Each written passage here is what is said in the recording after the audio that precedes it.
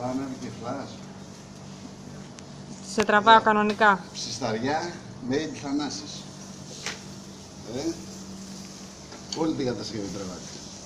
Να φαίνεται καλά η ποιότητα κατασκευής. Και από εδώ και από εκεί και τα στηρίγματα όλα. Και τα τραπεζάκια εδώ που έχουμε.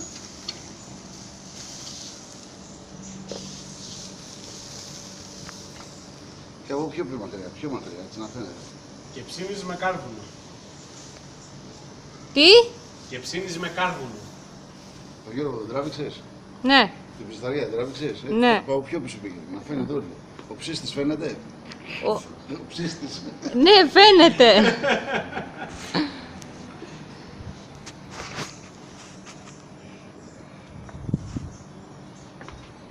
Εντάξει, άντε, κλείστε. Εγώ φάνηκα στο πρόσωπο. Εγώ, κατασκευή του Θανάση. Ναι, φαίνεται, φαίνεται. Κλείστε το, αντέχει.